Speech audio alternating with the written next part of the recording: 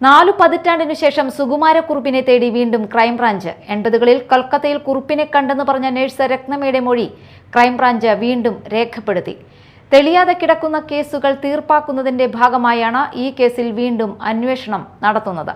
ക്രൈംബ്രാഞ്ചിൽ IG Ajitha ബീഗത്തിന്റെ നേതൃത്വത്തിൽ കെട്ടിക്കിടക്കുന്ന കേസുകൾ തീർപ്പാക്കാനായി സ്പെഷ്യൽ ഡ്രൈവ് നടക്കുകയാണ്. അതിന്റെ ഭാഗമായാണ് സുകുമാരക്കുറുപ്പിനെ തേടിയുള്ള അന്വേഷണം. 1984 ജനുവരി 21-നാണ് നാടിനെ നടുക്കിയ ചാക്കോവധം നടന്നത്.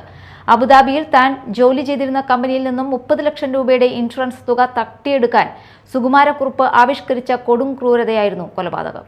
ന്യൂസ് ടൈം ആരംഭിക്കുന്നു. ആദ്യം പ്രധാന തലക്കെട്ടുകൾ.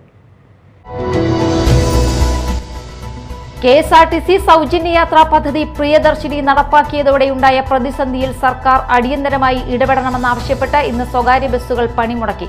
കോട്ടയം, പത്തനംതിട്ട, കൊല്ലം, ആലപ്പുഴ ജില്ലകളിലാണ് സ്വകാര്യ ബസ്സുകളുടെ പണിമുടക്ക്.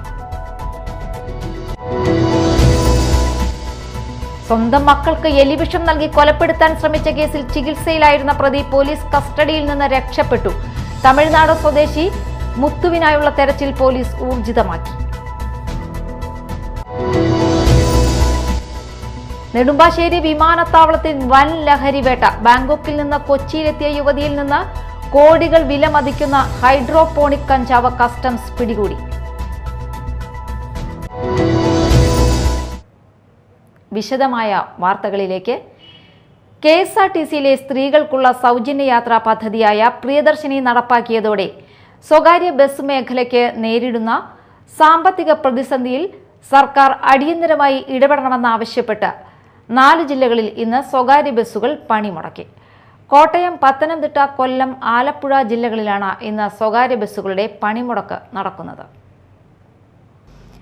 കോട്ടയം, പത്തനംതിട്ട, കൊല്ലം, ആലപ്പുഴ ജില്ലകളിലാണ് ഇന്ന് സ്വകാര്യ ബസ്സുകളുടെ പണിമുടക്ക് നടക്കുന്നത്. ബസ് ഓപ്പറേറ്റേഴ്സ് അസോസിയേഷന്റെ നേതൃത്വത്തിൽ താലൂക്ക് കേന്ദ്രങ്ങളിലേക്ക് മാർച്ചും ധർണയും സംഘടിപ്പിക്കും. KSRTCയിൽ സ്ത്രീകൾക്ക് സൗജന്യ യാത്ര അനുവദിച്ച പ്രിയദർശിനി പദ്ധതി നടപ്പാക്കിയതോടെ യാത്രക്കാരുടെ എണ്ണത്തിൽ വലിയ കുറവ് സംഭവിച്ചതായും ദൈനംദിന പ്രവർത്തന ചെലവുകൾ പോലും കണ്ടെത്താൻ കഴിയാത്ത അവസ്ഥയിലാണെന്നും സ്വകാര്യ ബസ് ഉടമകൾ ആരോപിക്കുന്നു. സ്ത്രീകൾക്കുള്ള സൗജന്യ യാത്രാ പദ്ധതിയിൽ സ്വകാര്യ ബസ്സുകളെയും ഉൾപ്പെടുത്തുകയോ അല്ലെങ്കിൽ വരുമാന നഷ്ടം പരിഹരിക്കുന്നതിനായി പ്രത്യേക നഷ്ടപരിഹാര പാക്കേജ് പ്രഖ്യാപിക്കുകയോ ചെയ്യണമെന്നാണ് ബസ് ഉടമകളുടെ പ്രധാന ആവശ്യം. Media time, Thrissur. സ്വന്തം മക്കൾക്ക് എലിവിഷം നൽകി കൊലപ്പെടുത്താൻ ശ്രമിച്ച കേസിൽ ചികിത്സയിലായിരുന്ന പ്രതി തൃശൂർ മെഡിക്കൽ കോളേജിൽ പോലീസ് കസ്റ്റഡിയിൽ നിന്ന് രക്ഷപ്പെട്ടു. പെരുമ്പിലാവ് ആനക്കല്ലിൽ താമസിക്കുന്ന തമിഴ്നാട് സ്വദേശി മുത്തുവിനായുള്ള തെരച്ചിൽ പോലീസ് ഊർജിതമാക്കി.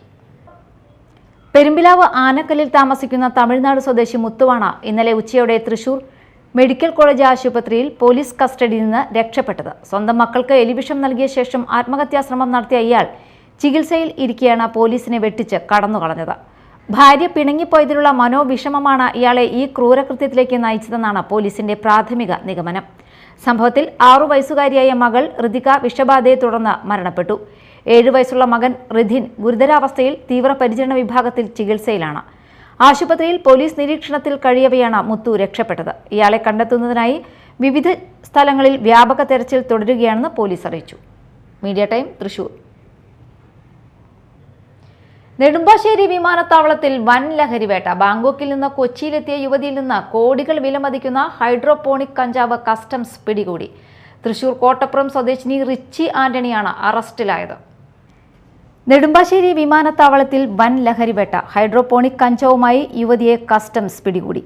ബാങ്കോക്കിൽ നിന്ന് കൊച്ചിയിലെത്തിയ തൃശൂർ കോട്ടപ്പുറം സ്വദേശിനി റിച്ചി ആന്റണിയാണ് അറസ്റ്റിലായത്. ഇവരിൽ നിന്ന് 5.8 കോടി വിലമതിക്കുന്ന ഹൈഡ്രോപോണിക് കഞ്ചാവ് കസ്റ്റംസ് കണ്ടെടുത്തു. ചെക്ക് ഇൻ ബാഗേജിൽ ഒളിപ്പിച്ച നിലയിലായിരുന്നു കഞ്ചാവ്. യുവതിയെ വിശദമായി ചോദ്യം ചെയ്തു വരികയാണ്. Media time, Kochi. ഗോവൻ നിർമ്മിത മദ്യവുമായി യുവാവ് പിടിയിൽ. കൊടുങ്ങല്ലൂർ അഴീക്കോട് സ്വദേശി നവീൻ അരവിന്ദാണ് എക്സൈസിന്റെ പിടിയിലായത്. കേരള എക്സൈസ് നടത്തിവരുന്ന ഓപ്പറേഷൻ തണ്ടറിന്റെ ഭാഗമായുള്ള ശക്തമായ എൻഫോഴ്സ്മെന്റ് പ്രവർത്തനത്തിനിടയിലാണ് 29 കുപ്പി ഗോവൻ നിർമ്മിത മദ്യവുമായി നവീൻ അരവിന്ദിനെ കൊടുങ്ങല്ലൂർ എക്സൈസ് സർക്കിൾ സംഘം അറസ്റ്റ് ചെയ്തത്. അഴീക്കോട് ലൈറ്റ് ഹൌസ് മേഖലയിൽ വ്യാജമദ്യത്തിന്റെയും മയക്കുമരുന്നിന്റെയും വലിയ തോതിലുള്ള ഉപയോഗം ഉള്ളതായുള്ള പരാതിയിൽ പ്രദേശം എക്സൈസിന്റെ നിരീക്ഷണത്തിലായിരുന്നു.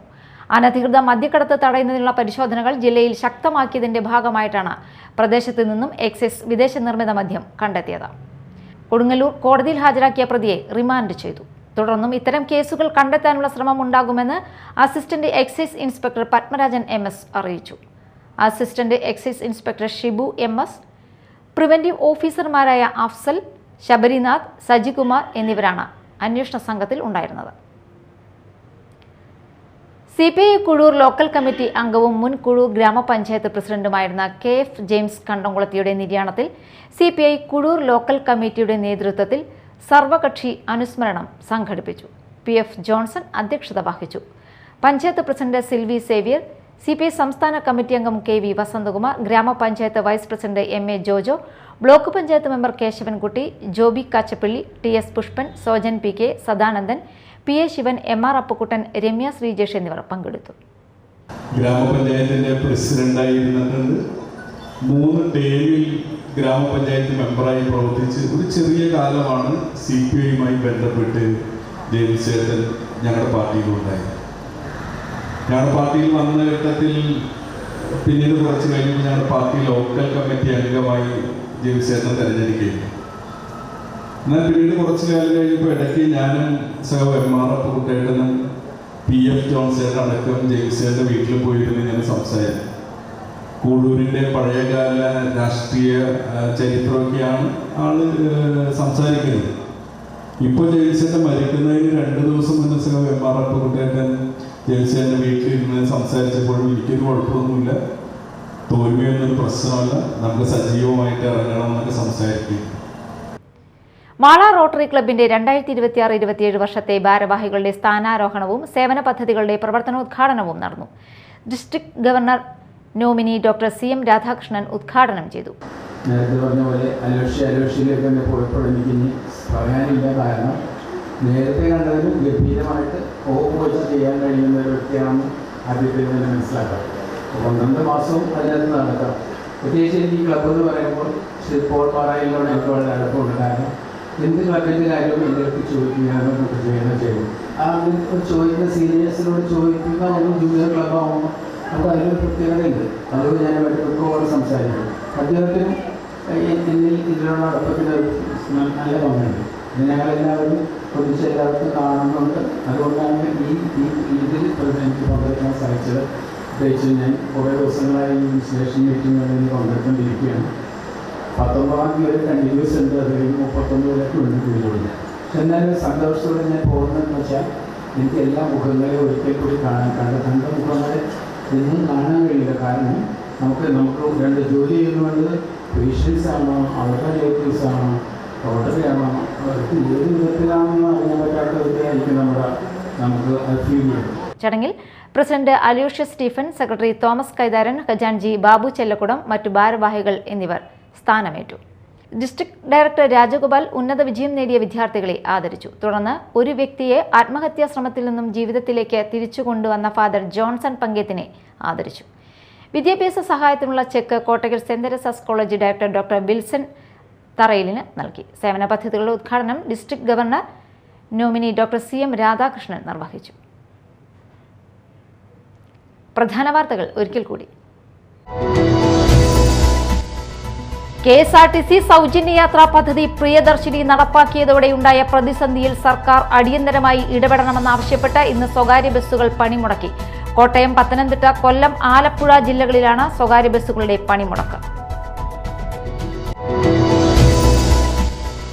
സ്വന്തം മക്കൾക്ക് എലിവിഷം നൽകി കൊലപ്പെടുത്താൻ ശ്രമിച്ച കേസിൽ ചികിത്സയിലായിരുന്ന പ്രതി പോലീസ് കസ്റ്റഡിയിൽ നിന്ന് രക്ഷപ്പെട്ടു. തമിഴ്നാട് സ്വദേശി മുത്തുവിനായുള്ള തെരച്ചിൽ പോലീസ് ഊർജിതമാക്കി.